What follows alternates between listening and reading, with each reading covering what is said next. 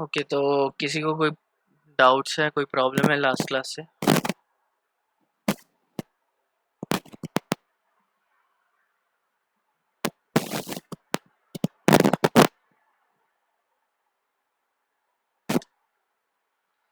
ठीक है, 2 minute wait करेंगे, उसके बाद क्लास स्टार्ट करेंगे।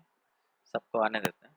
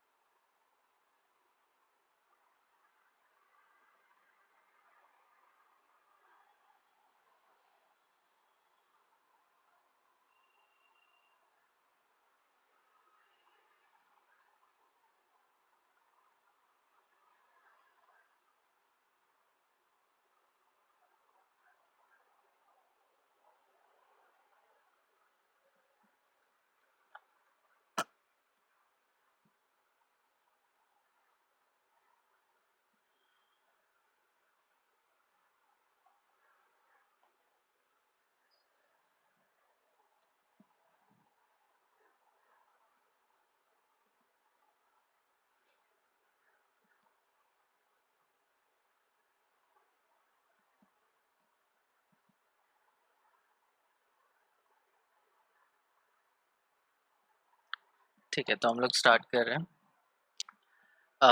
आई गेस कि लास्ट क्लास से किसी को कोई प्रॉब्लम नहीं है, तो हम लोग स्टार्ट कर लेते हैं। हमें पढ़ना है कि इक्विलिब्रियम कैसे निकाला जाता है, कैसे लिखा जाता है, लेकिन उसको डिराइव कैसे किया, क्या किया गया और कैसे पता चला कि वो इक्विलिब्रियम कैसे लिखा जाता है। तो उसको लिखने के लिए हमें पहले पढ़ना पड़ता है law of mass action. Law of mass action के बेसिस पर ही हम लोग इक्विलिब्रियम कांस्टेंट लिख पाते हैं, ठीक है, या लॉ ऑफ केमिकल इक्विलिब्रियम लिख पाते हैं। तो पहले चेक करते हैं कि what is law of mass action. So, according to the law of mass action, the rate of reaction is directly proportional to the product of active masses of the reactant raised to power their stoichiometric coefficient. तो अगर मेरे पास कोई balance chemical equation है, for example A plus B is giving us C, कोई equilibrium reaction है, तो यहाँ पे जो लॉ ऑफ मास एक्शन बोलता है कि जो रेट है वो डायरेक्टली प्रोपोर्शनल है टू द प्रोडक्ट। प्रोडक्ट मतलब मल्टीप्लाई करना है the active masses of reactant. Reactant के एक्टिव मासेस मतलब उनकी बेसिकली एक्टिविटी को करना है। एक्टिव मास होता है एक्टिविटी, ठीक है। और डाइल्यूट सॉल्यूशन के लिए एक्टिविटी होती है उनके कॉन्सेंट्रेशन के इक्वल, मतलब उनकी मोलैरिटी के इक्वल होती है एक्टिविटी, ठीक है। तो यहाँ पे हम लोग कॉन्सेंट्रेशन ले लेते हैं। जो रेट है वो ए और बी के मल्टीपल पे, प्रोडक्ट पे डिपेंड करता है। Raise to power their stoichiometric coefficient, उसके ऊपर उनका जो स्टोइचियोमेट्रिक कोफिशिएंट है, ए के आगे और बी के आगे जितने नंबर ऑफ मोल्स हैं वो यहाँ पे आने चाहिए। फॉर एग्जांपल अगर मैं 2A कर देता हूँ तो ए के ऊपर 2 आएगा और बी के ऊपर क्या आएगा, 1 आएगा। तो according to law of mass action, ठीक है, जो रेट होता है वो डिपेंड करता है किसके ऊपर, कि रिएक्टेंट्स का जो कॉन्सेंट्रेशन है उनके प्रोडक्ट पे, और जो रिएक्टेंट्स के ऊपर जो पावर होगी वो उनके स्टोइचियोमेट्रिक कोफिशिएंट की होगी, ठीक है। इसको थोड़ा और इलैबोरेट करते हैं, ठीक है। तो active mass it is the molar concentration of the reactant. Active mass basically होती एक्टिविटी है, लेकिन कॉमन डाइल्यूट सॉल्यूशंस के लिए हम लोग उसको कॉन्सेंट्रेशन, मोलर कॉन्सेंट्रेशन मतलब मोलैरिटी पे देखते हैं। अब मोलैरिटी क्या होती है, मोलैरिटी इसको डिनोट हम लोग स्क्वायर ब्रैकेट से करते हैं। और ये मोलैरिटी क्या होती है, molarity is basically the number of moles of solute. कितना सोल्यूट तुमने 1 लीटर सोल्यूशन के अंदर डाला है उसको हम लोग मोलैरिटी बोलेंगे, ठीक है। फॉर एग्जांपल 2 मोल्स तुमने 1 लीटर सोल्यूशन के अंदर डाल दिया, तो इसकी जो मोलैरिटी होगी वो 2 डिवाइडेड बाय 1 लीटर, मतलब 2 मोलर या 2 मोल पर लीटर इसकी मोलैरिटी हो जाएगी। ठीक है, नॉट इम्पॉर्टेंट, हमें यहाँ पे किसी भी चीज़ की मोलैरिटी निकालनी नहीं है, सब मोलैरिटी ऑलरेडी दे ही रखी होगी इक्विलिब्रियम के क्वेश्चन में। तो बट ये पता होना चाहिए कि मोलैरिटी क्या है। तो मोलर कॉन्सेंट्रेशन मतलब मोलैरिटी निकालनी है हमें रिएक्टेंट्स की, और उसको डिनोट कैसे करेंगे, हम लोग स्क्वायर ब्रैकेट से करेंगे। ठीक है, अब according to law of mass action मैं अगर ये इक्वेशन ले लेता हूँ, 2a + 3b gives me A2B3, तो इसके according law of mass action के हिसाब से रेट क्या होगा, ए पे डिपेंड करेगा क्योंकि ए रिएक्टेंट है, और रेट किसके ऊपर डिपेंड करेगा, बी पे भी डिपेंड करेगा। हमारे पास ए कितने हैं, 2 हैं, तो मैं ए को 2 बार लिख सकता हूँ, और बी कितने हैं, 3 बार। ठीक है, अब इसको अगर मुझे कंबाइन करना हो तो मैं रेट को क्या कर सकता हूँ, directly proportional to A raise to power कितने हैं, 2 हैं, तो इसको मैं स्क्वायर लिख सकता हूँ, and B raise to power 3 हैं, तो मैं इसको क्यूब लिख सकता हूँ। तो रेट हमारा क्या होगा, इसके डायरेक्टली प्रोपोर्शनल आ जाएगा। ठीक, अब क्या करेंगे, इसको हम लोग हटा सकते हैं प्रोपोर्शनैलिटी कांस्टेंट लगा के। ठीक है, उससे पहले एक जनरल क्वेश्चन कर लेते हैं कि अगर मेरे पास ए प्लस बी बी होगा और वो मुझे A B B product provide कर रहा होगा, ठीक है, उस केस में जो रेट होगा वो डायरेक्टली प्रोपोर्शनल होगा A raise to power A and B raise to power B. It is pretty simple, बहुत ही सिंपल है, कुछ नहीं है, बस जो कॉन्सेंट्रेशन टर्म है उसके ऊपर जो उसके आगे जो स्टोचियोमेट्रिक कोफिशिएंट है उसके आगे जो नंबर ऑफ मोल्स लिखे हैं उनको पावर में डाल देना है, सिंपल ही है। ठीक है, तो ये हमारा वो हो गया। इसमें अगर प्रोपोर्शनैलिटी कांस्टेंट हटा दे तो इसकी जगह हम लोग क्या लगा सकते हैं, ये लगा सकते हैं, वो प्रोपोर्शनैलिटी कांस्टेंट गलत लगा रखा है मैंने, इक्वल टू हो गया। ठीक, अब इसी से निकल के आता है लॉ ऑफ केमिकल इक्विलिब्रियम। अब ये जो लॉ ऑफ मास सेक्शन है, जब इसको हम लोग रिवर्सिबल रिएक्शन के लिए अप्लाई कर देते हैं, ठीक है, पहली डिफरेंस क्या है कि जो लॉ ऑफ केमिकल इक्विलिब्रियम है ये सिर्फ क्या है, एप्लीकेबल फॉर इक्विलिब्रियम रिएक्शन, सिर्फ इक्विलिब्रियम रिएक्शन के लिए ये एप्लीकेबल है, लेकिन जो लॉ ऑफ मास सेक्शन है is for every possible reaction, her reaction के लिए law of mass section applicable होता है। लेकिन जब लॉ ऑफ मास सेक्शन को रिवर्सिबल रिएक्शन के लिए अप्लाई कर दिया जाता है तब वो बन जाता है लॉ ऑफ केमिकल इक्विलिब्रियम। सो ये रिएक्शन है, और इसमें जब मैंने इक्विलिब्रियम ऐसे लिख दिया तो रेट जो है फॉरवर्ड रिएक्शन, अब हमारे पास दो टाइप की रिएक्शन हो रही है, 2a + 3b हमें दे रहा है A2B3, और वही A2B3 टूटने के बाद 2a + 3b दे रहा है। तो इसको अगर मैं मान लेता हूँ ये फॉरवर्ड रिएक्शन है, और इसको मैं मान लेता हूँ कि बैकवर्ड है, ठीक है, बैकवर्ड सी है क्योंकि A2B3 डिकम्पोज हो रहा है, तो उसमें जो रेट है वो फॉरवर्ड रिएक्शन का अलग लिखा जाएगा और बैकवर्ड रिएक्शन का अलग ही लिखा जाएगा। तो यहाँ पे जो रेट है फॉरवर्ड रिएक्शन का वो डायरेक्टली प्रोपोर्शनल होगा concentration of A and B, ये लिख देता हूँ फॉरवर्ड, और ये है बैकवर्ड। तो बैकवर्ड फॉरवर्ड रिएक्शन के लिए ये रिएक्टेंट्स है, तो ए का स्क्वायर हो जाएगा और बी का क्यूब हो जाएगा, इसको लिख सकते हैं। और फिर रेट को मैं क्या लिख सकता हूँ, rate forward is equals to K f A⁻²2 B⁻3। ठीक है, अब सिमिलरली मैं बैकवर्ड रिएक्शन लिखूंगा,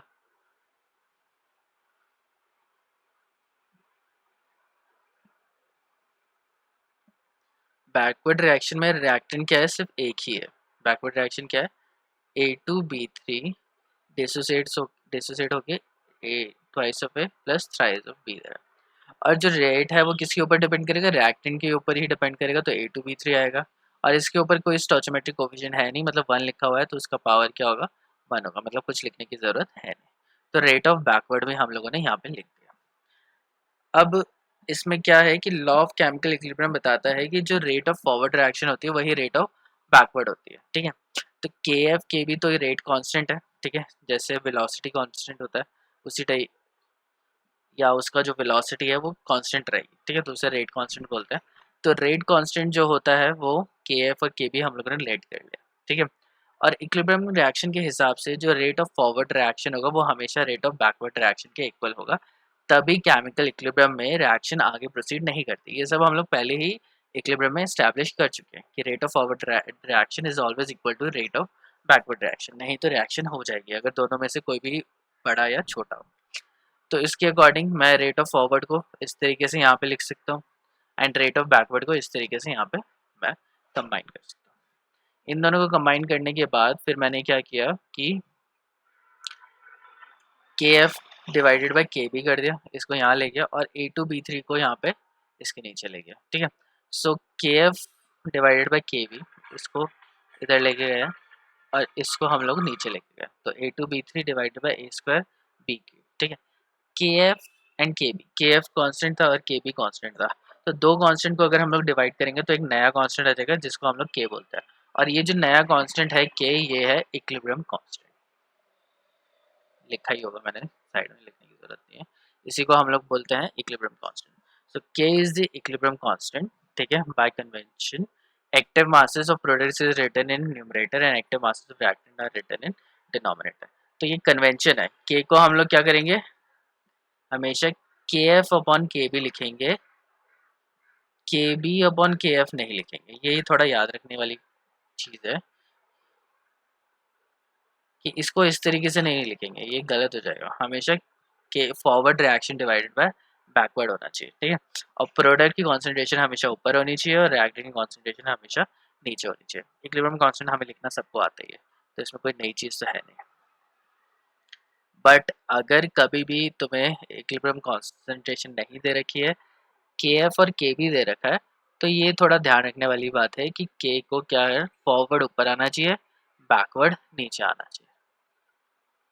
ठीक है, ये थोड़ा सा तुम्हें ध्यान रखने वाली चीज़ है, ये ध्यान रखना तुम्हें। ठीक है, अब यहाँ पे मेरे पास है कोई, मैंने कॉमन रिएक्शन ले ली, A plus small B capital B is giving us C and D, जहाँ पे small C and small D क्या है, स्टोइचोमेट्रिक कोएफिशिएंट है सी और डी रेस्पेक्टिवली। तो इसके लिए हम लोग क्या कर सकते हैं, इक्विलिब्रियम कांस्टेंट लिख सकते हैं, concentration of C raised to power its stoichiometry, raised to power C आ जाएगा, concentration of D raised to power उसकी stoichiometry, concentration divided by concentration of A उसके ऊपर उसकी stoichiometry and divided by concentration of B raised to power उसकी stoichiometry, ये लिख देंगे। ठीक है, अब जो इक्विलिब्रियम कांस्टेंट होता है ना, ये दो टाइप का होता है, एक होता है केसी और एक होता है Kp. Kc stands for concentration and Kp stands for partial pressure, नहीं डायरेक्ट प्रेशर लिखते हैं। तो अगर जो कंपाउंड्स हैं वो किसी सॉल्वेंट के अंदर डिसॉल्व हैं तो उनकी क्या होगी, कॉन्सेंट्रेशन होगी। लेकिन अगर जो रिएक्टेंट या प्रोडक्ट है वो गैस है, तो गैस की कॉन्सेंट्रेशन नहीं होती है, या तो गैस की कॉन्सेंट्रेशन होती है तो हमें निकालनी पड़ती है, लेकिन गैस के लिए सबसे ज़्यादा आसान होता है उनका प्रेशर मेजर करना। तो गैस के लिए हम लोग डायरेक्टली क्या कर लेते हैं, प्रेशर मेजर कर लेते हैं। तो जब प्रेशर मेजर करेंगे तो उसके लिए हमें केसी नहीं लिखेंगे, उसके लिए हम लोग लिखेंगे केपी। ठीक है, तो ये जो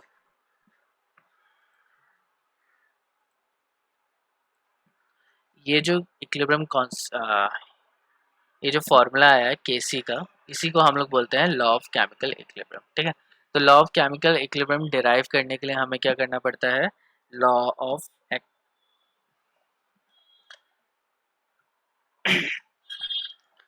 तो इसके लिए हमें क्या करना पड़ेगा कि पहले के एफ के लिए अलग लिखना पड़ेगा, पहले इक्विलिब्रियम रिएक्शन लेनी पड़ेगी, फॉरवर्ड रिएक्शन के लिए लॉ ऑफ मास एक्शन लिखना पड़ेगा, फिर बैकवर्ड रिएक्शन के लिए लॉ ऑफ मास एक्शन लिखना पड़ेगा, और फिर दोनों को हम लोग डिवाइड करेंगे। तो के क्या होगा, K f upon K b which is equals to product की कॉन्सेंट्रेशन ऊपर, रिएक्टेंट की कॉन्सेंट्रेशन नीचे, और जो फॉर्मूला आएगा उसी को हम लोग बोलेंगे लॉ ऑफ केमिकल इक्विलिब्रियम। ठीक है, अब इसमें ये देखने वाली चीज़ है कि जो के है वो कांस्टेंट तो होता है, लेकिन it is constant at constant temperature. अगर मैं टेम्परेचर इंक्रीज डिक्रीज करूँगा तो जो इक्विलिब्रियम कांस्टेंट है उसकी भी वैल्यू चेंज हो जाएगी। ठीक है, याद होगा 11th में पढ़ा है ली शेटलियर प्रिंसिपल के अकॉर्डिंग, अगर टेम्परेचर इंक्रीज या डिक्रीज करते हैं तो इक्विलिब्रियम फॉरवर्ड या बैकवर्ड डायरेक्शन में शिफ्ट हो जाता है। अगर इक्विलिब्रियम फॉरवर्ड या बैकवर्ड डायरेक्शन में शिफ्ट होगा तो कॉन्सेंट्रेशन जो रिएक्टेंट की या प्रोडक्ट की वो चेंज होगी, जिसकी वजह से इक्विलिब्रियम कांस्टेंट भी चेंज हो जाएगा।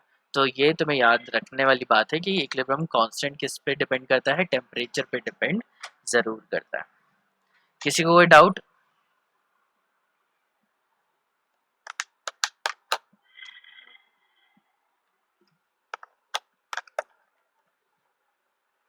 ओके,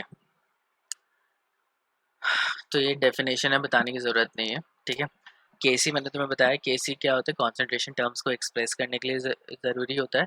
एंड केपी क्या होता है, हम लोग यूज़ करते हैं गैसियस रिएक्शन को एक्सप्रेस करने के लिए, और इसमें हम लोग उनका पार्शियल प्रेशर यूज़ करते हैं प्रेशर के टर्म्स में। ठीक है, तो ये इक्विलिब्रियम कांस्टेंट की डेफिनेशन है, देख लेना इसे। ठीक है, तो अगर मैं रिएक्शन गैस के लिए लिखता हूँ, अगर ये रिएक्शन गैसेस है, ये भी गैस है, ये भी गैस है, ये भी गैस है, और ये भी गैस है, तो उसके केस में मैं क्या लिखूंगा, केपी लिखूंगा, which is equals to P C. P क्या है यहाँ पे, पार्शियल प्रेशर है, आगे मैंने लिखा ही होगा। P A, P B, P C, P D क्या है, partial pressure of gas involve है। A B C D 4 gases है, उन्हीं का पार्शियल प्रेशर है। तो partial pressure of C raise to power उसका coefficient, partial pressure of D raise to power उसका coefficient, partial pressure divided by partial pressure of A उसका stoichiometric coefficient, and फिर B का कोफिशिएंट। इस तरीके से हमें केपी मिल सकता है। ठीक है, तो अगर क्या है कि कॉन्सेंट्रेशन टर्म्स दे रखी हैं तो तुम कॉन्सेंट्रेशन केसी निकाल सकते हो, अगर पार्शियल प्रेशर दे रखा है तो केपी निकाल सकते हो।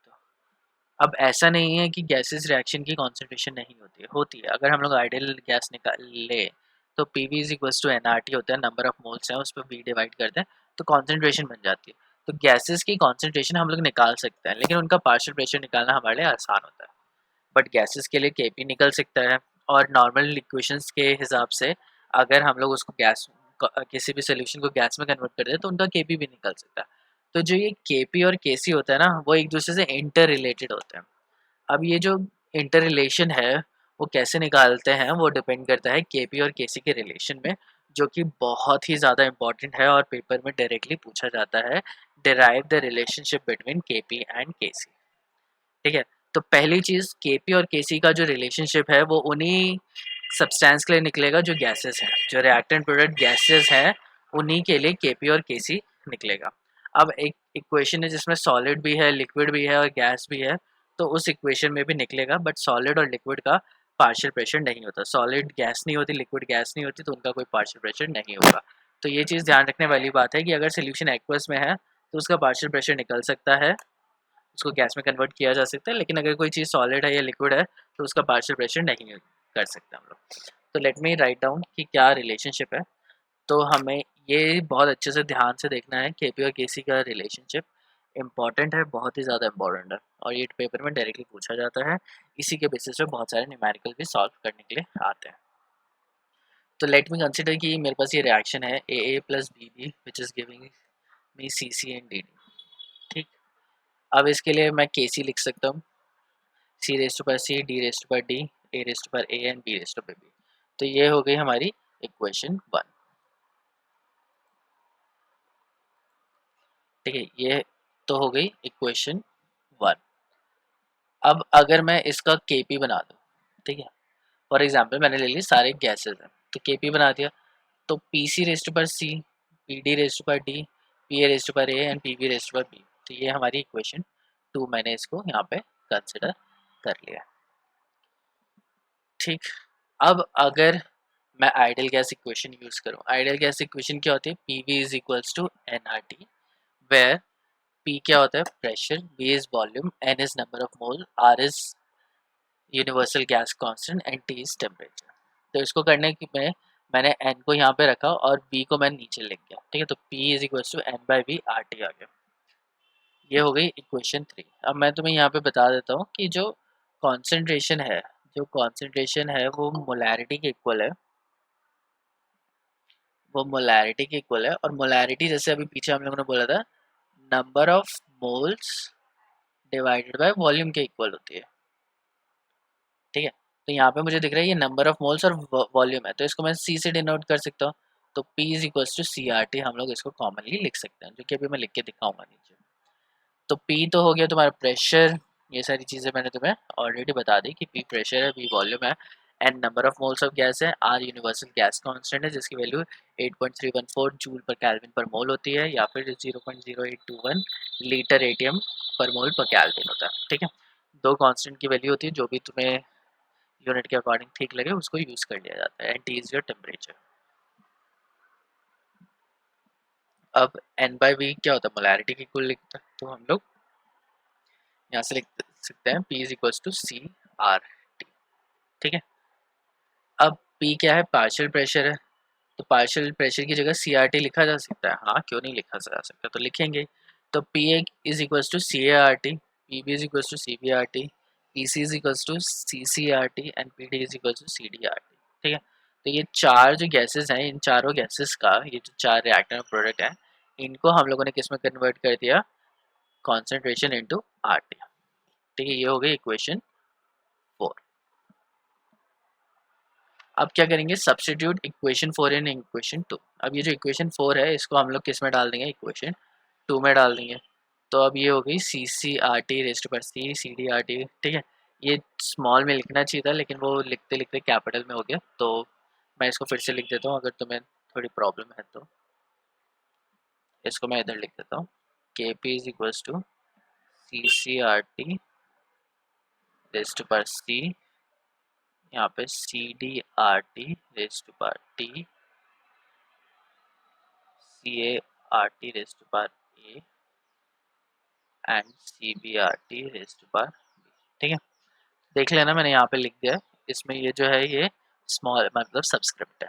ठीक है, अब इसका क्या किया कि आर टी को अलग कर लिया, ये आर टी था, तो आर टी क्या हो गया, सी प्लस डी। यहाँ पे क्या है, जब बेस कांस्टेंट होता है, सेम होता है, तो पावर को ऐड कर लिया जाता है, तो यहाँ पे R T C plus D लिखा जा सकता है, और नीचे का भी आर टी मैंने अलग कर लिया, उसको ए प्लस बी कर दिया, तो C raise to power small C C D, ये क्या होगा जो है वो बचे रहेगा। तो इसको मैं इधर फिर से लिख देता हूँ, आई होप कि यहाँ पे जगह हो, है नहीं।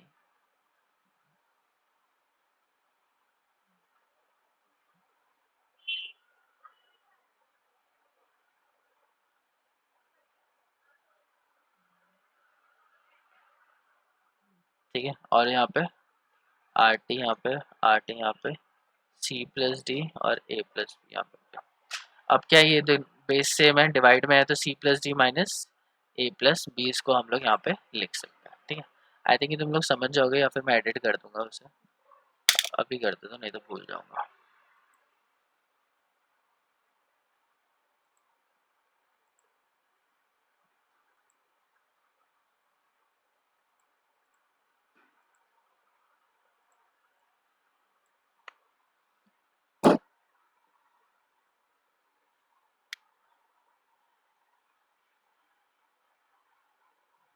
अच्छा ये हो गया।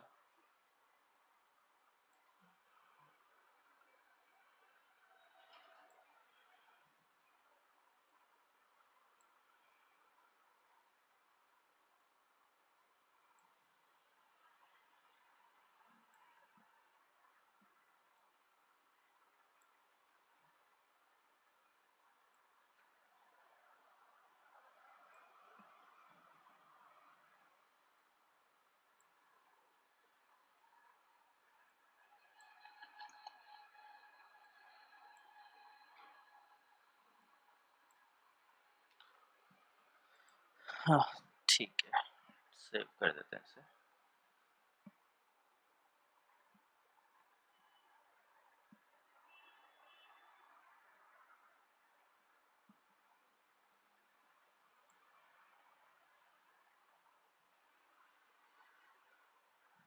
ठीक है, अब क्लियर हो गया ये। ठीक है, तो इसको ऐसे लिखा जा सकता है। अब यहाँ पे देखो आर टी कॉमन है, तो ऊपर वाला क्या हो जाएगा, माइनस हो जाएगा, माइनस ए माइनस बी। ठीक है, तो इसको यहाँ पे नेक्स्ट इक्वेशन में उसको माइनस कर देंगे, सी plus D minus A plus B. ठीक है, तो ये जो सी प्लस डी है ये मोल्स ऑफ रिएक्टेंट है, प्रोडक्ट है सी डी, और ये क्या है, ए माइनस ए प्लस बी क्या है, रिएक्टेंट का। तो ये हो गया प्रोडक्ट का और ये हो गया रिएक्टेंट का। ठीक है, तो इसके लिए हम लोग डेल्टा एन जी यूज़ कर लेते हैं। अब सब्स्टिट्यूट इक्वेशन 1 इन इक्वेशन 7, जो इक्वेशन 1 है उसको 7 में लिखेंगे। तो देखो सी रेज टू पावर सी, ये जो टर्म है ये क्या है, एकदम कॉमन दिख रही है हमें, ये और ये क्या है, सेम ही दिख रहा है। ठीक है, तो इसकी जगह पे क्या करेंगे, इसको हम लोग वहाँ पे ले जाएंगे। ठीक है, तो के पी क्या हो जाएगा, के P is equals to K C R T C plus D minus A minus. ठीक है, ये नीचे मैंने लिखा हुआ है, इसको फिर से लिखने की ज़रूरत नहीं है। तो यहाँ पे वही हो जाएगा, और इसमें क्या हो जाएगा, ये आ जाएगा डेल्टा एन जी।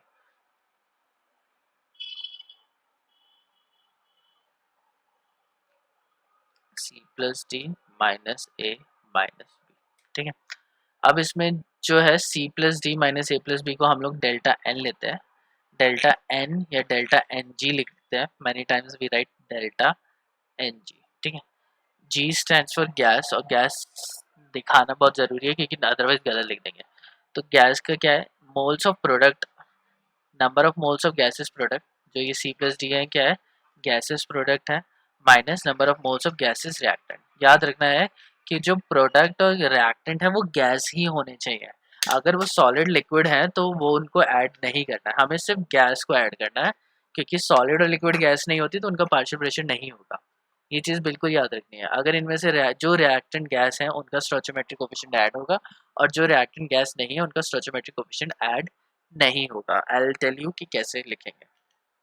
ठीक है, सो फाइनली जो रिलेशन आता है वो आता है Kp is equals to Kc RT raised to power delta N, और sometimes we write it as delta N G. ठीक है, G स्टैंड्स फॉर गैस, और यहाँ पे G इसलिए लिखा है कि तुम कहीं सारे रिएक्टेंट और प्रोडक्ट को ऐड ना कर दो, जो रिएक्टेंट सॉलिड या लिक्विड होंगे उनके कोफिशिएंट को ऐड नहीं करना है, सिर्फ किसके करना है, गैसेस प्रोडक्ट और रिएक्टेंट के, क्योंकि यहाँ पे change in number of moles क्या है, number of moles of gases product, सिर्फ कौन सा प्रोडक्ट लिखना है, gases product, and number of moles of gases reactant, reactant भी कौन सा होना चाहिए, गैसेस ही होना चाहिए, तभी ये रिएक्शन फॉलो होगी। तो इसके अकॉर्डिंग जो Kp और Kc के बीच में रिलेशन है वो क्या है, Kp is equal to Kc RT raise to power delta Ng। ठीक है, अब यहाँ पे जो वैल्यू है R की वो यूज होगी 0.0831 लीटर बार पर केल्विन पर मोल। ठीक है, या फिर 0.0821 लीटर एटीएम पर मोल पर केल्विन भी यूज की जा सकती है। तो ये देख लें, R की वैल्यू मैं इधर भी लिख देता हूँ, R इज इक्वल टू 0.0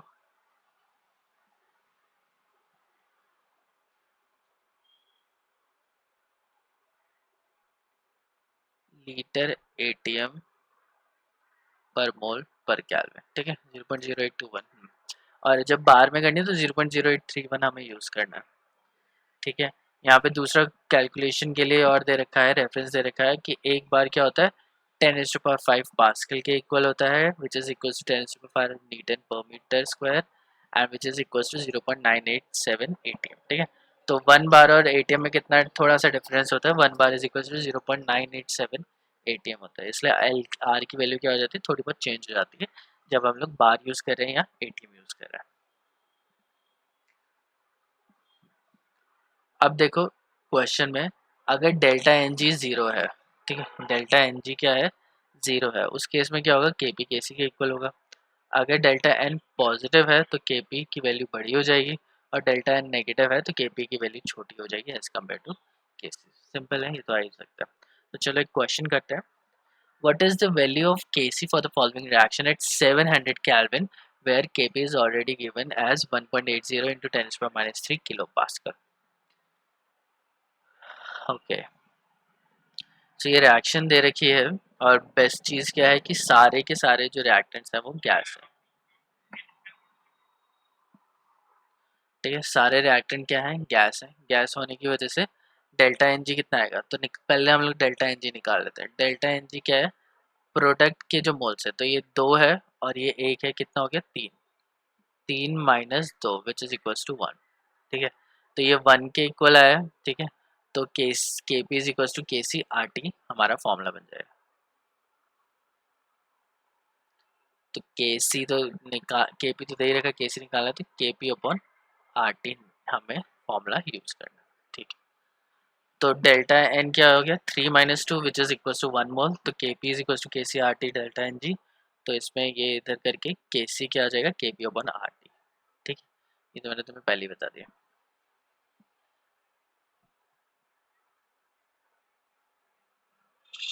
ठीक, अब क्या करेंगे, हम लोग वैल्यू ले रखेंगे।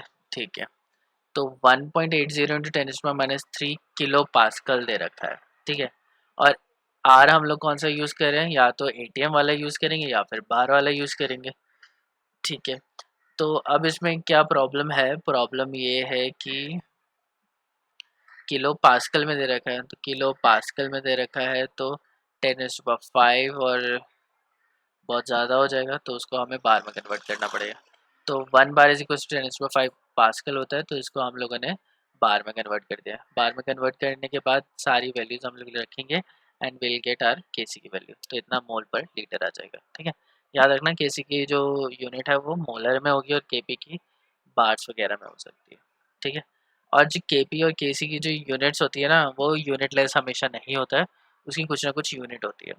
तो उसकी यूनिट को हटाने के लिए हम लोग एक्टिविटी यूज़ करते हैं, और हम लोग कंसिडर करते हैं कि जो एक्टिविटी होती है वो यूनिट लेस होती है। ठीक है, क्या मतलब है इसका मैं अभी थोड़ी देर बताता हूँ। यहाँ पे किसी को क्वेश्चन में कोई प्रॉब्लम है?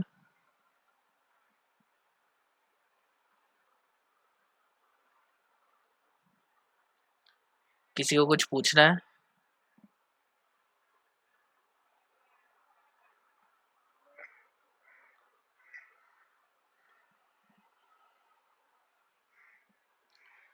ठीक है, सो नेक्स्ट आ जाते हैं हम लोग कैरेक्टरिस्टिक्स ऑफ केमिकल इक्विलिब्रियम। तो केमिकल इक्विलिब्रियम में जैसे मैंने बताया था कि जो केमिकल इक्विलिब्रियम में जो केमिकल इक्विलिब्रियम कांस्टेंट होता है वो टेम्परेचर डिपेंडेंट होता है, टेम्परेचर पे डिपेंड करता है। अगर टेम्परेचर कम होगा तो उसकी वैल्यू कुछ और हो सकती है, टेम्परेचर ज़्यादा हुआ तो वैल्यू चेंज हो सकती है। So it is very much temperature dependent, और ये इंडिपेंडेंट होता है initial concentration of reactant product के। ये हमें कोई लेना देना नहीं है कि रिएक्टेंट की इनिशियल कॉन्सेंट्रेशन क्या है या क्या नहीं है। हमें बस इम्पॉर्टेंट होता है कि इक्विलिब्रियम पे क्या उनकी कॉन्सेंट्रेशन है। रिएक्टेंट पे स्टार्टिंग में तुमने कितना डाला वो इम्पोर्टेंट नहीं है, इक्विलिब्रियम पहुंचने के बाद क्या कॉन्सेंट्रेशन है वही इंपॉर्टेंट है, और वही डिफाइन करती है कि इक्विलिब्रियम की कांस्टेंट की वैल्यू क्या होगी। ठीक है, तो स्टार्टिंग में तुमने कितना डाला उससे हमें कोई लेना देना नहीं है। नेक्स्ट क्या है, if the reaction is reverse then the value of new equilibrium constant is also reverse. अगर इक्विलिब्रियम कॉन हाँ, तो जैसे अगर मैं रिएक्शन को उल्टा कर देता हूँ तो इक्विलिब्रियम कांस्टेंट का जो वैल्यू है वो भी उल्टी हो जाएगी। ठीक है, फॉर एग्जांपल ये जो मैंने इक्वेशन ली है ट्वाइस ऑफ NaCl, ठीक है, twice of NO gas plus Cl2 दे रहा है। अब इसको Kc लिखेंगे तो प्रोडक्ट डिवाइडेड बाय रिएक्टेंट लिखेंगे, रेस्ट बाय द स्टोइचोमेट्रिक कोएफिशिएंट। ठीक है, तो ये आ गया।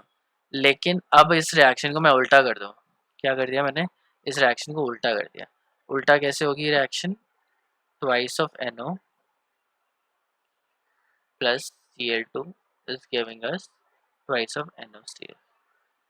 तो इसके लिए जो K होगा वो क्या होगा, NaCl का स्क्वायर, मतलब यहाँ पे मैंने ऑलरेडी लिखा हुआ है NaCl का square Cl2 divided by NO का होल स्क्वायर। ठीक है, अब Kc और Kc प्राइम जो ये उल्टी रिएक्शन का है, इनके बीच में रिलेशन क्या है कि ये एक दूसरे के रिवर्स है। मतलब क्या है, Kc जो प्राइम है वो क्या है, 1/Kc है, उल्टा है। ठीक है, तो जब हम लोग रिएक्शन उल्टी करते हैं तो हमें जो नया इक्विलिब्रियम कांस्टेंट होता है उसको डिवाइड 1 से डिवाइड करना पड़ता है। ठीक है, ये समझ में आया? किसी को कोई डाउट है इसमें?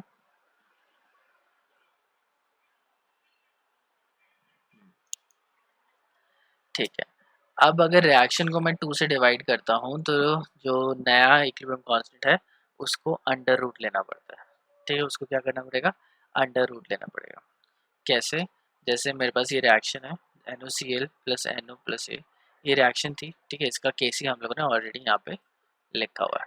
अब इस रिएक्शन को मैंने 2 से डिवाइड कर दिया, तो 2 से डिवाइड करूँगा तो 1 आएगा यहाँ पे, ये भी 1 हो जाएगा और ये 0.5 हो जाएगा। ठीक है, अब इसका नया इक्विलिब्रियम कांस्टेंट लिखता हूँ तो ये क्या आ जाएगा, Cl2 half NO and NaCl।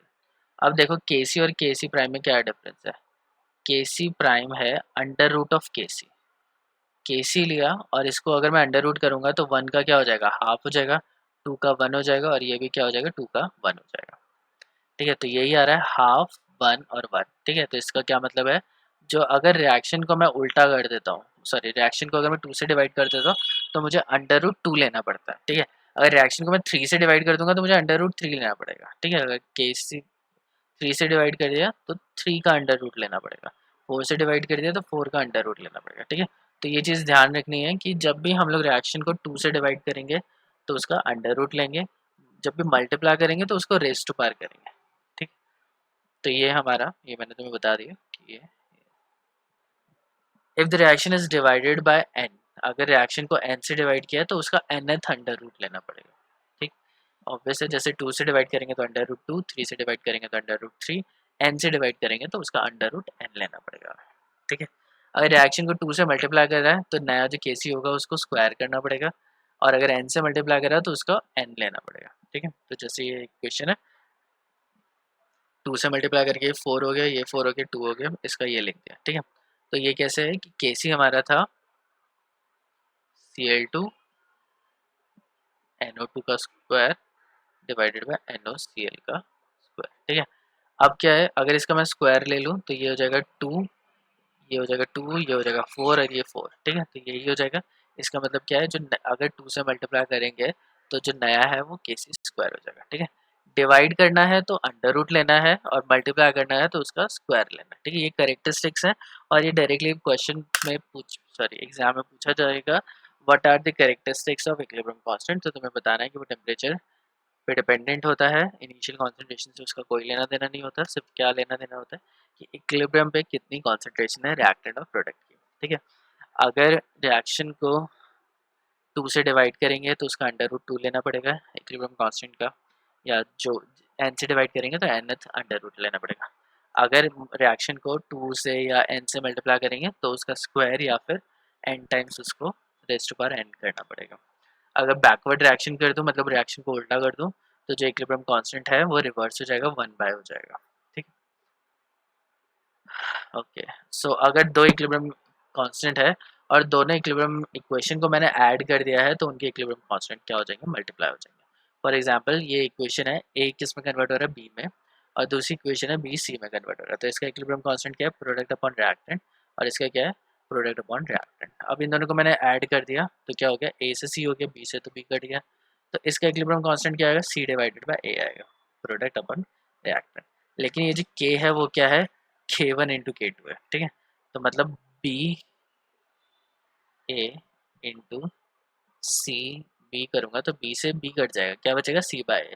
तो इससे मुझे क्लियरली पता चल रहा है कि के क्या होता है, K1 इंटू K2। जब दो रिएक्शन को मैं ऐड करता हूँ तो उनका इक्विलिब्रियम कांस्टेंट क्या हो जाता है, मल्टीप्लाई हो जाता है। तो दोनों को मल्टीप्लाई करके देख रहा है कि वही आ रहा है, तो इसका मतलब जो हमारा हाइपोथेसिस है वो क्लियरली डिफाइन हो रहा है। ठीक है, ये चीज़ मैंने बहुत जल्दी करा दी है, प्रेजेंटेशन बनी हुई थी तो मैंने जल्दी से उसको कर दिया। मैं खुद लिखता तो थोड़ा काफ़ी ज़्यादा टाइम लगता। ठीक है, और हो सकता है कि ज़्यादा अच्छे से समझ में भी आता।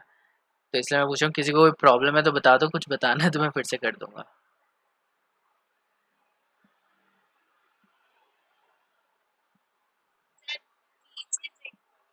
हाँ बताओ, पीछे वाली स्लाइड में।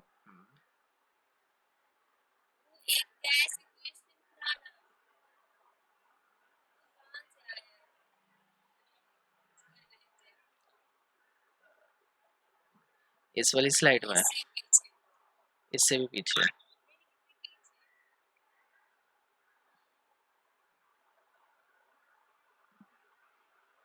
रिलेशनशिप के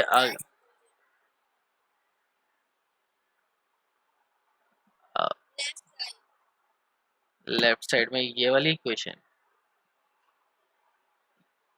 ये जो ए प्लस बी बी लिखा हुआ है मैंने,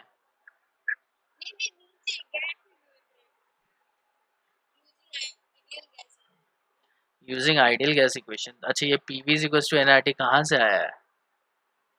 अच्छा, ये तो आइडियल गैस इक्वेशन है। 11th में तुमने गैसेस स्टेट पढ़ा होगा, तो वहाँ पे आइडियल गैस इक्वेशन होती है कि pressure into volume of a gas is equals to number of moles into R into T. जब गैसेस स्टेट पढ़ेंगे ना तो आइडियल गैस इक्वेशन हमें फिर से करना पड़ेगा, बट ये 11th क्लास में था, इक्विलिब्रियम भी तुम्हारे 11th क्लास में था, तो थर्मोडायनामिक्स गैसेस स्टेट और ये था। तो ये जो आइडियल गैस इक्वेशन है ये बहुत इंपॉर्टेंट है, हर जगह यूज होती है। और इस इक्वेशन में क्या होता है, pressure into volume is equals to n number of moles है, आर गैस कांस्टेंट है, टी टेम्परेचर है। ये तुम्हें डायरेक्टली याद करनी पड़ेगी।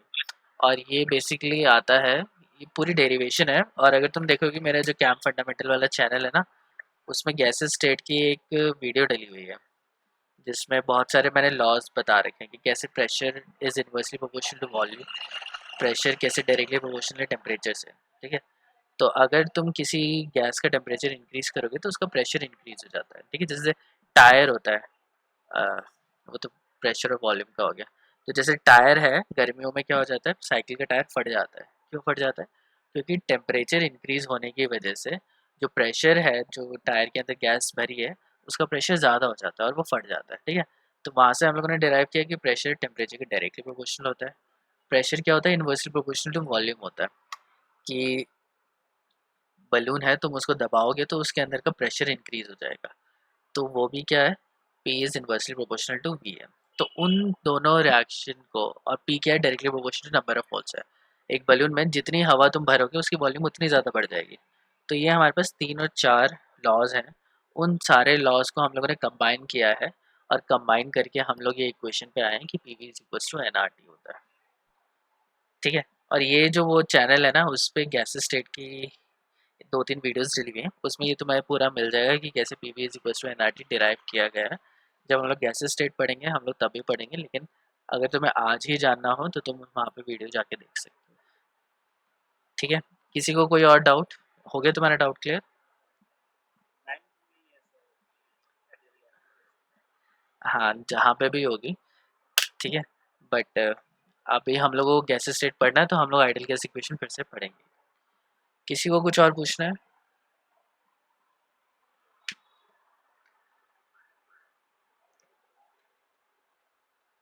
ठीक है, तो ये जो कैरेक्टरिस्टिक्स हैं ये तुम्हें बेसिकली याद करने पड़ेंगे, तो इसको अच्छे से याद कर लेना, ठीक है, लिख लेना। और ये आ गया कि जो वैल्यू है इक्विलिब्रियम की, कैसे हम लोग करते हैं, ठीक है। तो अगर रिएक्शन को रिवर्स किया तो वो 1/, हो जाएगी। एन से डिवाइड किया तो उसका अंडर रूट लेना पड़ेगा। एन से मल्टीप्लाई किया तो रेज टू पावर एन आएगा, और दो इक्वेशन को ऐड करेंगे तो उनके इक्विलिब्रियम कांस्टेंट को मल्टीप्लाई करना पड़ेगा। सो ये एक क्वेश्चन है होमवर्क के लिए, ठीक है। तो इनको होमवर्क के लिए सॉल्व कर लेना,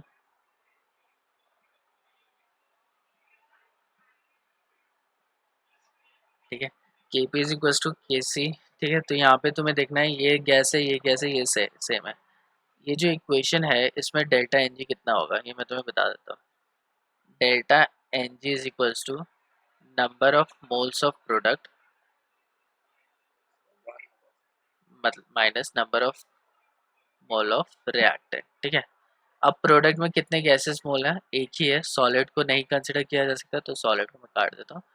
ये भी सॉलिड है, इसका भी कोई पार्टिसिपेशन नहीं होगा। तो कार्बन डाइऑक्साइड प्रोडक्ट में 1 है, और रिएक्टेंट में कोई भी गैस नहीं है, तो 1 होगा। तो यहाँ पे डेल्टा एन जी कितना आएगा? 1 आएगा, ठीक है। तो इसको पूरा सॉल्व कर लेना। इस वाली इक्वेशन में भी अगर हम लोग देखें तो डेल्टा एन जी क्या आएगा? प्रोडक्ट कितना है? 1 + 2 3 -2, ठीक है। 3 -3, ये भी कितना आ रहा है? 1 आ रहा है। तो टेम्परेचर तुम्हें दे रखा है 500 केल्विन, और नीचे वाले में 1073 केल्विन दे रखा है। दोनों तुम्हें इक्वेशन दे रखी है। के P is equals to K C R T delta N g, formula लगाओगे और उसमें सबकी वैल्यू रख के इसको सॉल्व कर सकते हो, और तुम इजीली के सी फाइंड आउट कर सकते हो। किसी को कोई प्रॉब्लम इन क्वेश्चन में?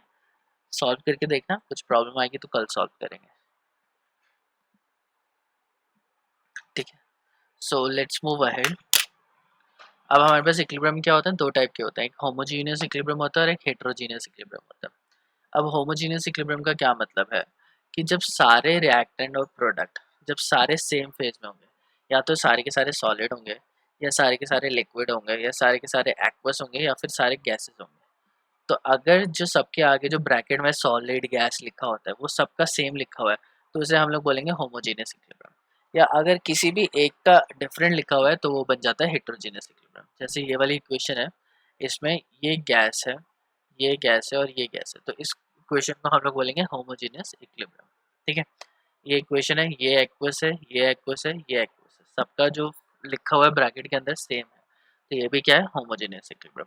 लेकिन हेटेरोजीनियस इक्विलिब्रियम क्या होता है? जिसमें एटलीस्ट वन, मिनिमम एक रिएक्टेंट अलग होना चाहिए, ठीक है। तो जैसे यहाँ पे सॉलिड है, ये अगर सॉलिड होता तो होमोजीनियस हो जाता, लेकिन ये क्या है? गैस है, तो इसको हम लोग क्या बोलेंगे? हेटेरोजीनियस। मतलब दो अलग अलग फेज हैं, एक सॉलिड अलग है और एक लिक्विड अलग है, ठीक है। तो जब दो अलग अलग फेजेस होते हैं तब उस केस में हम लोग इसको लिखते हैं या इसको यूज करते हैं, ठीक है। तो ये हो गया हेटेरोजीनियस इक्विलिब्रियम। बहुत सिंपल है, जब सबका फेज सेम तो इट्स होमोजीनियस, जब सबका फेज में मिनिमम एक का भी डिफरेंट है तो वो हेटेरोजेनस इक्विलिब्रियम में हो गया।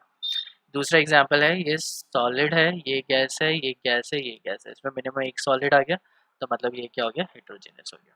ठीक है। Next is effect of temperature and equilibrium constant. अब टेम्परेचर कैसे इफेक्ट करता है इक्विलिब्रियम कांस्टेंट को, ये हम लोग थोड़ा पढ़ेंगे। ठीक है। As the rate of reaction increases और डिक्रीजेज विद टेम्परेचर, सॉरी, जब हम लोग टेम्परेचर इंक्रीज करते हैं तो rate of reaction generally increase हो जाता है, और जब टेम्परेचर डिक्रीज करते हैं तो किसी भी चीज़ का जो रेट होता है वो डिक्रीज हो जाता है। जैसे फॉर एग्जांपल इवेपोरेशन ले लो, तो इवेपोरेशन क्या होगा, टेम्परेचर इंक्रीज करने पे बढ़ता है और टेम्परेचर डिक्रीज करने पे क्या हो जाता है, कम हो जाता है। तो हमें पता है कि रेट ऑफ रिएक्शन किस पे डिपेंड करता है, टेम्परेचर पे डिपेंड करता है। और जो इक्विलिब्रियम होता है वो रेट ऑफ रिएक्शन पे डिपेंड करता है। वी ऑलरेडी नो एक rate of sorry equilibrium constant को हम लोगों ने कहाँ से डिराइव किया था, लॉ ऑफ मास एक्शन से। लॉ ऑफ मास एक्शन क्या था, जो रेट होता है वो उनकी कॉन्सेंट्रेशन पे डिपेंड करता है, तो मतलब कॉन्सेंट्रेशन रेट पे डिपेंड कर रही है, तो जो इक्विलिब्रियम कांस्टेंट होता है वो भी रेट पे डिपेंड करता है। ठीक है। और अगर रेट टेम्परेचर पे डिपेंड करता है तो इक्विलिब्रियम कांस्टेंट भी टेम्परेचर के ऊपर डिपेंड करेगा। ठीक है। बस ये याद रखना है कि इक्विलिब्रियम कांस्टेंट टेम्परेचर डिपेंडेंट होता है। अगर टेम्परेचर इंक्रीज कर देते हैं तो according to Le Chatelier principle concentration reactant की फॉरवर्ड में जा सकती है, सॉरी इक्विलिब्रियम फॉरवर्ड डायरेक्शन में शिफ्ट हो सकता है या बैकवर्ड में शिफ्ट हो सकता है। ठीक है। ओके सो ये इतना इम्पोर्टेंट टॉपिक नहीं है, तुम्हारी सिलेबस का टॉपिक नहीं है, बट फिर भी मैं पढ़ा रहा हूँ। ठीक है। सो जो रेट होता है वो डिपेंड करता है एक्टिवेशन एनर्जी पे। तो एक्टिवेशन एनर्जी होती क्या है, ये देखो, ये तुम्हारे पास एनर्जी प्रोफाइल डायग्राम है, ये रिएक्टेंट है और ये है प्रोडक्ट। अब रिएक्टेंट को प्रोडक्ट में कन्वर्ट होने के लिए उसको यहाँ से यहाँ पे जाना है। ठीक है। अब इसको रिएक्टेंट जब तक ये वाली एनर्जी एब्जॉर्ब नहीं करेगा तब तक वो प्रोडक्ट में कन्वर्ट नहीं हो सकता। अब सीधा रिएक्टेंट प्रोडक्ट में नहीं जा सकता, और तो ये दिख रहा है कि प्रोडक्ट की एनर्जी कम है, रिएक्टेंट की एनर्जी ज़्यादा है, मतलब प्रोडक्ट क्या है, स्टेबल है, और रिएक्टेंट क्या है, लेस स्टेबल। रिएक्टेंट उतना स्टेबल नहीं है।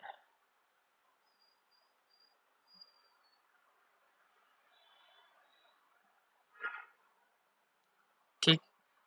लेकिन फिर भी क्या है, रिएक्टेंट प्रोडक्ट में एकदम से कन्वर्ट नहीं होगा, उसको मिनिमम एनर्जी मतलब एक्टिवेशन एनर्जी चाहिए ही होगी, तभी जाके वो प्रोडक्ट में कन्वर्ट हो सकता है। तो रेट भी क्या करता है, एक्टिवेशन एनर्जी पे डिपेंड करता है। अगर इसकी एक्टिवेशन एनर्जी कम कर दी तो प्रोडक्ट जल्दी बन जाएगा, अगर इसकी एक्टिवेशन एनर्जी बढ़ा दी, इस पीक को और ऊपर कर दिया, तो प्रोडक्ट देर में बनेगा। ठीक है। तो रेट जो होता है वो डिपेंड करता है एक्टिवेशन एनर्जी पे। और इंक्रीजिंग टेम्परेचर, टेम्परेचर हम लोग इंक्रीज करेंगे, मैंने टेम्परेचर इंक्रीज कर दिया तो रिएक्टेंट की एनर्जी क्या हो जाएगी, इंक्रीज हो जाएगी। ठीक है। इंक्रीज हो जाएगी तो अब एक्टिवेशन एनर्जी के पास पहुंचना उसके लिए क्या होगा, आसान होगा। मैं तुम्हें एग्जांपल लेके बताता हूँ इस दिन।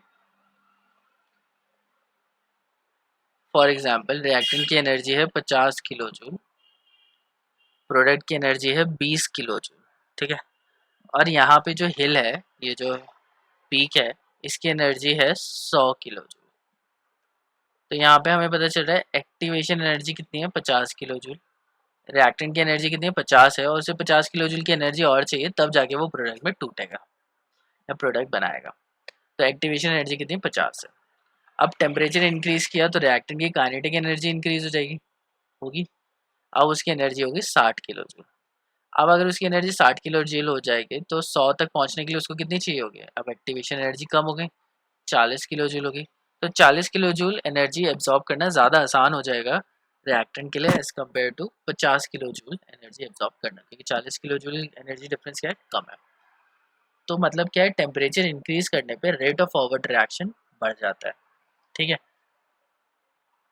लेकिन रेट ऑफ बैकवर्ड रिएक्शन उतना तेजी से नहीं बढ़ता है। ठीक है। तो इसलिए क्या होता है, के is equal to K f upon के वी होता है, और के एफ और के वी की जो वैल्यू है वो सेम नहीं रहती है टेम्परेचर इंक्रीज और डिक्रीज करने पे, जिसकी वजह से क्या होता है कि टेम्परेचर के साथ इक्विलिब्रियम कांस्टेंट की वैल्यू क्या हो जाती है, चेंज हो जाती है। ठीक है। Not at all important, syllabus में नहीं है, तुम इसको भूल सकते हो। ठीक है। अब नेक्स्ट आता है how to write equilibrium constant. अब हम लोगों ने इक्विलिब्रियम तो देख लिया कि कैसे लिखते हैं, लेकिन हमें अच्छे से नहीं पता है कि उसको कैसे लिखा जाता है। तो इसमें ये चीज़ है कि active masses of pure solid and pure liquid, अगर कोई भी चीज़ उसमें सॉलिड में है, कोई भी चीज़ लिक्विड में है, तो उसकी कॉन्सेंट्रेशन क्या होती है, 1 होती है। ठीक है, मतलब उनकी कॉन्सेंट्रेशन नहीं हो सकती, सॉलिड लिक्विड की कॉन्सेंट्रेशन नहीं होती, तो उसे 1 लिया जाता है। ठीक है, क्यों बोल लिया जाता है, क्योंकि मोलैरिटी होता है number of moles of solid divided by volume of solution. तो अब यहाँ पे ये डेरिवेशन है। ठीक है, तो मास पर यूनिट वॉल्यूम क्या होता है, डेंसिटी के इक्वल आ जाता है। ठीक है, और डेंसिटी के अगर इक्वल हो जाता है तो डेंसिटी किसी भी सॉलिड की या लिक्विड की कांस्टेंट ही रहेगी, वो चेंज नहीं होती, जिसकी वजह से उसकी मोलैरिटी भी कांस्टेंट रहती है। ठीक है, सिलेबस में नहीं है बट मैं इसको जस्ट बता रहा हूँ कि ये क्यों होता है। तो मैं बस यहाँ पे याद रखना है कि जो कॉन्सेंट्रेशन है सॉलिड और लिक्विड की, वो हमेशा 1 के इक्वल होनी चाहिए। क्यों होनी चाहिए, क्योंकि मोलैरिटी किसके डायरेक्टली प्रोपोर्शनल होती है, डेंसिटी के प्रोपोर्शनल होती है। और डेंसिटी क्या होता है, एक गिवन टेम्परेचर पे कांस्टेंट रहती है, और मोलर मास भी कांस्टेंट है, जिसकी वजह से मोलैरिटी हमेशा कांस्टेंट रहेगी किसी भी सॉलिड या लिक्विड की। ठीक, तो यहाँ पे जैसे इक्वेशन है, कैल्शियम कार्बोनेट जो कि सॉलिड है, कैल्शियम ऑक्साइड जो कि सॉलिड है, कार्बन डाइऑक्साइड। ठीक है, तो अगर इसका इक्विलिब्रियम कांस्टेंट अगर मैं लिखूंगा तो ये क्या होगा, प्रोडक्ट की कॉन्सेंट्रेशन डिवाइडेड बाय रिएक्टेंट की कॉन्सेंट्रेशन। लेकिन इसमें CO2 के छोड़ के CaO क्या है, सॉलिड है, तो इसकी कॉन्सेंट्रेशन 1 है, CO3 ये 1 है, तो इसका जो इक्विलिब्रियम कांस्टेंट होगा वो क्या होगा, CO2 के इक्वल होगा। ये चीज़ तुम्हें याद रखनी है। ठीक है, कभी भी जब इक्विलिब्रियम कांस्टेंट लिखोगे तो उसमें सॉलिड या लिक्विड के जो रिएक्टेंट है उनको नहीं लिखना है। ठीक है, जैसे ये वाली इक्वेशन है, इसमें तुम्हें दिख रहा है कि Ag सॉलिड है और Cu सॉलिड है, तो इसका जो K होगा वो Cu2 plus divided by Ag का होल स्क्वायर होगा। बस दैट्स इट। ये क्या हो गया, ये भी 1 के इक्वल हो गया, और ये जो है ये भी 1 के इक्वल है। सॉलिड लिक्विड को कभी भी इक्विलिब्रियम कांस्टेंट के एक्सप्रेशन में तुम्हें नहीं लिखना है। क्लियर हो गया, यही पॉइंट बताना है। और ये क्यों होता है, क्योंकि एक्टिविटी किसी भी सॉलिड या लिक्विड की हमेशा ही कांस्टेंट होती है। ठीक है, क्योंकि एक्टिव मोलैरिटी जो है, कंसंट्रेशन है, वो डेंसिटी और मोलर मास पे डिपेंड करता है, और दोनों ही कांस्टेंट है। तो जब भी हम लोग बहुत लार्ज अमाउंट में लेते हैं तो उनका रेट, उनका जो कंसंट्रेशन में जो चेंज आता है वो कांस्टेंट ही होता है। तो इक्विलिब्रियम कांस्टेंट खुद कांस्टेंट है, उनकी जो डेंसिटी वगैरह वो भी कांस्टेंट है, जिसकी वजह से, अच्छा मैं तुम्हें पूरा दिखा देता हूँ। ठीक है, अगर मैं यहाँ पे कंसिडर करूँ कि CaO इसकी जो मोलैरिटी है वो क्या है, कांस्टेंट है, तो इसको मैं K ले सकता हूँ। कैल्शियम कार्बोनेट इसकी भी मोलैरिटी कांस्टेंट है, तो K इंटू इसको 1 और इसको 2 ले लेता हूँ। K2 अपॉन K1 क्या हो जाएगा, CO2 के इक्वल हो जाएगा। अब K into K2 upon K1 इसको हम लोग क्या ले लेते हैं, K के इक्वल ले लेते हैं, और इसको भी हम लोग इक्विलिब्रियम कांस्टेंट ही बोलते हैं। तो इसका मतलब क्या है, इक्विलिब्रियम कांस्टेंट क्या है, कॉन्सेंट्रेशन ऑफ CO2 के ही इक्वल है। ठीक है, बस तुम्हें यही याद रखना है कि जो कॉन्सेंट्रेशन है सॉलिड या लिक्विड की वो हमेशा ही कांस्टेंट रहेगी। इसके लिए लिखेंगे तो CO और Ag दोनों सॉलिड है, 1 होगा, तो ये इसमें क्या है, H2O लिक्विड है।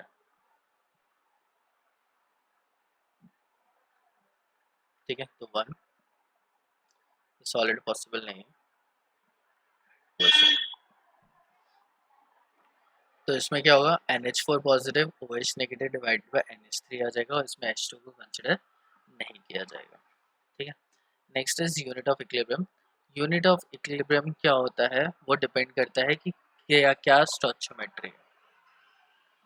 ठीक है, लेकिन इक्विलिब्रियम कांस्टेंट की यूनिट यूनिट जो होती है उसको हम लोग यूनिट लेस लेते हैं, क्योंकि हम उसमें एक्टिविटी कंसिडर करते हैं। बट अगर हम लोग उसको एक्टिविटी कंसिडर नहीं करें तो जो केसी की जो यूनिट्स होती हैं वो डिपेंड करेगी कि क्या स्टोइचियोमेट्री है। फॉर एग्जांपल, अगर मैं A plus B is giving a C C and D D, ये मैं इक्वेशन लेता हूँ, तो के सी को मैं लिख सकता हूँ C raised by C, D raised by D, A raised by A and B raised by B.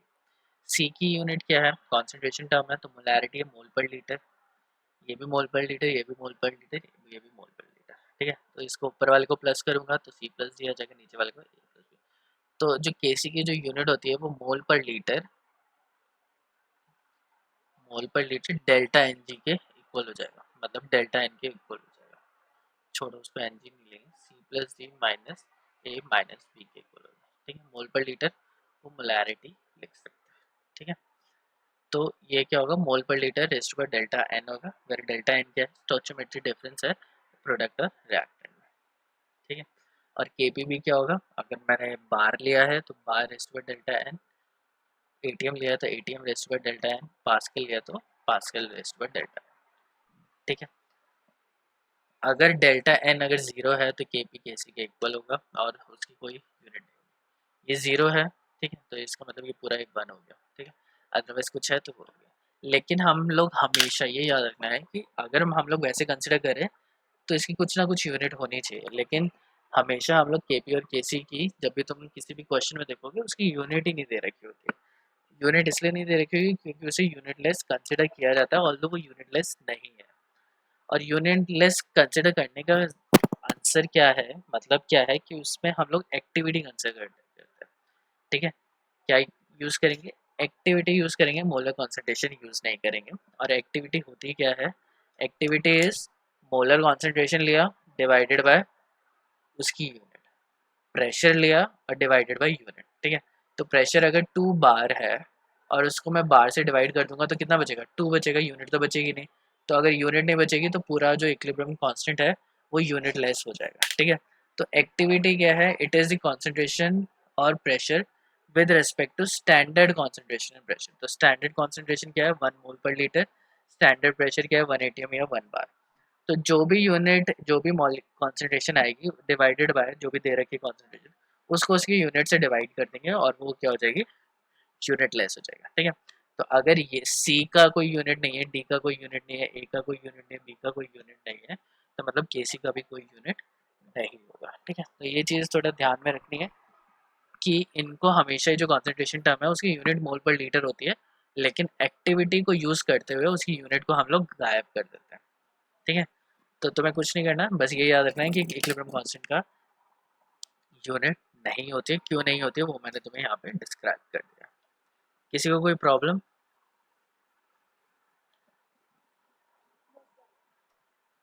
ठीक है। तो आज के लिए इतना ही करते हैं, ठीक है। इसको तुम लोग पढ़ लेना अच्छे से। मैंने थोड़ा ज़रूरत से ज़्यादा इसमें लिखा हुआ है जो कि इतना सिलेबस में है नहीं, ठीक है। अपने सिलेबस के अकॉर्डिंग इसे देख लेना।